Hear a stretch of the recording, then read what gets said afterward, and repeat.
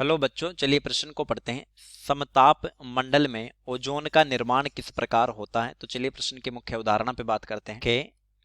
अवधारणा मुख्य उदाहरण में हम जानते हैं समताप मंडल के बारे में। समताप मंडल वायुमंडल का भाग जो धरातल से 13 से 50 किलोमीटर की ऊंचाई पर धरातल से 1350 किलोमीटर की ऊंचाई पर वायुमंडल का भाग जो धरातल से 13 से 50 किलोमीटर की ऊंचाई पर है उसको कहते हैं समताप मंडल। इस भाग में 13 से 25 किलोमीटर की ऊंचाई पर 13 से 25 किलोमीटर की ऊंचाई पर O3 यानी ओजोन की अधिक सांद्रता होती है।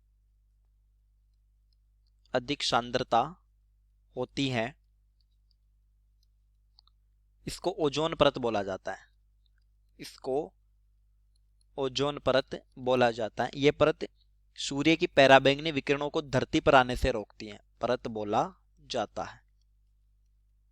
चलिए समताप मंडल में ओजोन का निर्माण कैसे होता है समझते हैं। ओजोन का निर्माण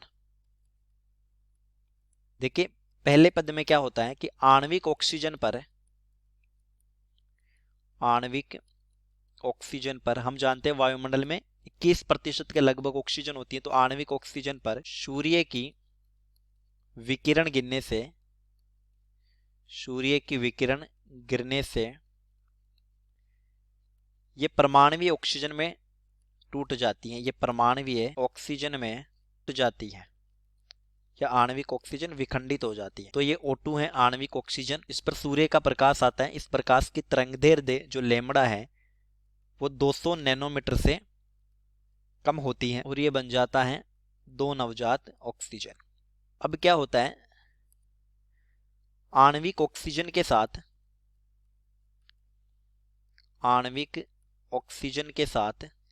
साथ नवजात ऑक्सीजन जुड़ जाता है तथा O3 यानी ओजोन का निर्माण होता है। तो ये O2 प्लस नवजात ऑक्सीजन, यहां पर भी सूर्य का प्रकाश और यह बन जाता है O3 ओजोन। तो समताप मंडल में इस तरह ओजोन का निर्माण होता है। चलिए उम्मीद करता हूं प्रश्न समझ आया होगा। धन्यवाद।